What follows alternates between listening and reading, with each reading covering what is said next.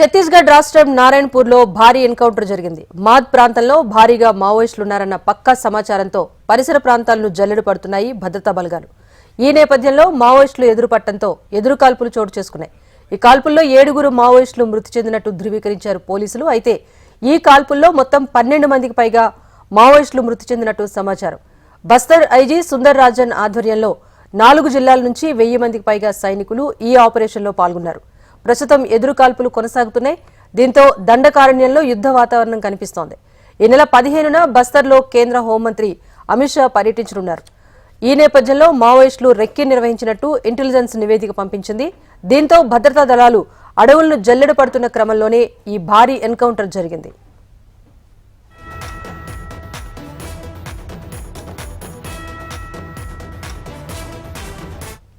Encounter కు సంబంధించి update మా ప్రతినిధి రవికిరణ్ అందిస్తారు.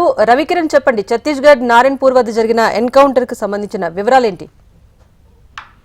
రాజశ్రీ, ప్రస్తుతం అయితే ఛత్తీస్గఢ్ లోని నారాయణపూర్ జిల్లాలో జరిగిన ఎన్కౌంటర్ లో 7 మావోయిస్టులు మృతి చెందినట్టుగా మనకైతే సమాచారం ఉంటుంది.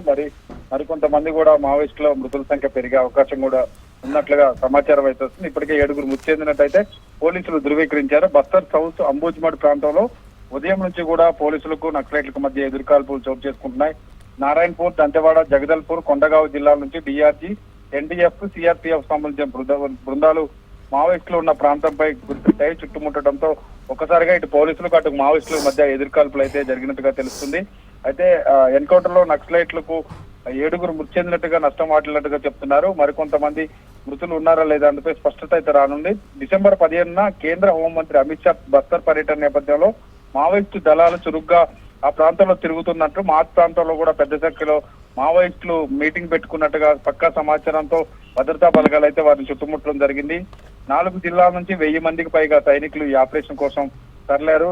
దండకారణ్యం అంతా కూడా తెల్లవారుజాము నుంచి కూడా పెద్ద ఎత్తున చుట్టుముట్టడం జరిగింది. ఆ ప్రాంతంలో కూంబింగ్ ఆపరేషన్ కూడా కంటిన్యూ చేస్తున్నారు. ప్రస్తుతం కూడా తెల్లవారుజాము 3 గంటలకు సైనికులకు మరియు నక్సలైట్లకు మధ్య ఎన్కౌంటర్ కాల్పులు చోటు చేసుకుంటూ అడపాదడపా ఇంకా కొనసాగుతున్నాయని చెప్పేసి బస్తర్ ఐజీ సుందరరాజన్ ఇప్పటికే తెలిపారు.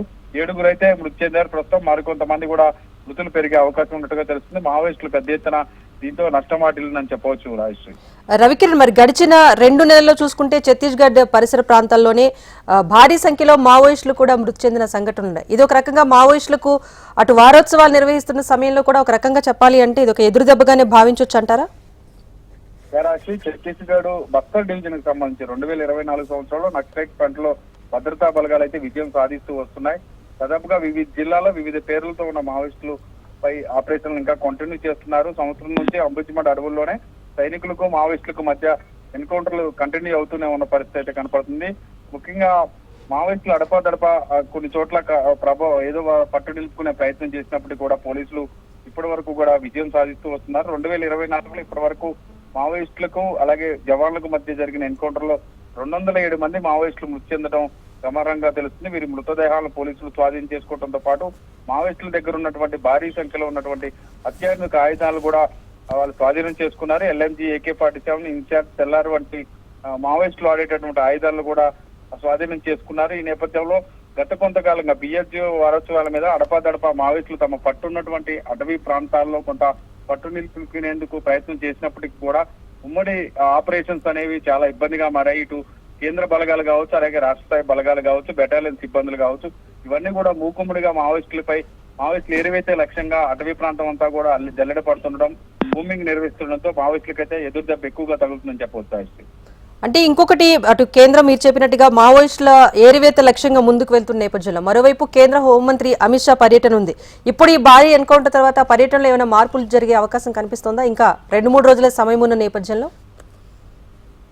ఈ 3 రోజుల్లోనే కేంద్ర హోంమంత్రి అమిత్ షా పర్యటన నేపథ్యంలో ఇప్పటికే 5 జిల్లాలకు సంబంధించినటువంటి బెటాలియన్ టీమ్స్ అలాగే కేంద్ర బలగాలన్నీ కూడా ఇప్పటికే బస్తర్ ప్రాంతంలో చుట్టుముట్టాయి. మావోయిస్టులు జాడ తెలిసినట్టయితే వాళ్ళని అడ్డుకునేందుకు, వాళ్ళని అంతమొందించేందుకు కూడా పెద్ద ఎత్తున బలగాలన్నీ కూడా ప్రయత్నం చేస్తున్న పరిస్థితి. 3 రోజుల్లో అమిత్ షా వచ్చే నాటికి మావోయిస్టుల జాడ జిల్లాలో ఎక్కడా ఉండొద్దు, బస్తర్ ప్రాంతంలో ఎక్కడా కూడా మావోయిస్టుల ఉనికే లేకుండా చేయాలనే లక్ష్యంతో దాదాపు 1000 మంది దళాలు జవాన్లు పెద్ద ఎత్తున అడవి అంతా కూడా కూంబింగ్ నిర్వహిస్తున్నారు. ఇప్పటికే అలర్ట్ ప్రకటించారు. బస్తర్ ప్రాంతం మొత్తం కూడా యుద్ధ వాతావరణం అయితే తలపిస్తుంది. ఎక్కడన్నా ఒక 10-20 మంది మావోయిస్టులకు సంబంధించిన జాడ తెలిసినా కూడా వందలాది మంది సైనికులు ఆ ప్రాంతంలో యుద్ధ వాతావరణం సృష్టిస్తున్న పరిస్థితి కనపడుతుంది. ముఖ్యంగా బస్తర్ డివిజన్ లో నక్సలైట్ ఫ్రంట్ భద్రతా దళాలు ఎక్కడన్నా సంచరించాలని ఇంటెలిజెన్స్ నివేదిక వచ్చే చాలు వందల సంఖ్యలో జవాన్లందరూ కూడా ఆ ప్రాంతాన్ని చుట్టుముట్టి ఉమ్మడి సెర్చ్ ఆపరేషన్ చేస్తున్నారు. ఉమ్మడి ఆపరేషన్ లో పెద్ద ఎత్తున విజయం సాధిస్తున్నారు. మావోయిస్టులందరినీ కూడా అంతమొందిస్తున్న పరిస్థితి. ఈ 3 రోజుల్లో అమిత్ షా పర్యటన నాటికి కూడా కొంత అన్ని కూడా కూల్ చేసే విధంగా, మావోయిస్టుల ఉనికి లేకుండా చేసే విధంగా కూడా ఇటు సిఎల్ అక్కడ ఉన్నటువంటి పోలీస్ అధికారులు ఉన్నతాధికారులు అందరూ కూడా దీని మీద పర్యవేక్షణ చేస్తున్నట్టుగా తెలుస్తుంది. అలాగే ఏపీ, తెలంగాణ, ఒరిస్సా, మహారాష్ట్ర సంబంధించినటువంటి డిఐజీలు కూడా ఇప్పటికి డీజీపీలు కూడా మీటింగ్ పెట్టుకోవడం జరిగింది. దీని మీద సమగ్రంగా ఉమ్మడిగా 5 రాష్ట్రాల టీమ్స్ కూడా అటవీ ప్రాంతాల్లో పట్టొచ్చే విధంగా ఇప్పటికే కేంద్రం నుంచి ఆదేశాలు రావడంతో అమిత్ షా పర్యటన నాటికి కూడా మావోయిస్టులు ఉనికి లేకుండా చేయాలనే లక్ష్యంతో ముందుకు సాగుతున్నారు. ఇప్పటికే 207 మంది మావోయిస్టులు అంతమొందారు. మరో 10 లేదా 20 మంది కూడా ఈ మధ్యలోనే మృతి చెందే అవకాశాలు కూడా లేకపోలేదు. ఎక్కువగా కాల్పులు జరుగుతున్న నేపథ్యంలో గాయపడినటువంటి మావోయిస్టులకు వైద్యం కూడా అందని పరిస్థితి అయితే ప్రస్తుతం బస్తర్ ప్రాంతంలో కనపడుతుంది. రవికిరణ్, ఫైనల్లీ ఇటు ఒకవైపు భద్రత పెంచుతున్నాం అని చెప్తున్నారు, ఇంకొక వైపు సరిహద్దు ప్రాంతాలు అటు ఏఓబి కానివ్వండి, ఇటు ఛత్తీస్గఢ్ లో బస్తర్ మాత్తో పాటు చాలా ప్రాంతాల్లో కూడా ఇంకా కూమింగ్ నిర్వహించే అవకాశం కనిపిస్తోందా? ఇప్పుడు ఇంటెలిజెన్స్ నివేదికతో అలర్ట్ తో ఇప్పుడు ఎన్కౌంటర్ జరిగినప్పటికీ ఈ కూమింగ్ ఇంకా కొనసాగించే అవకాశం కనిపిస్తోందా?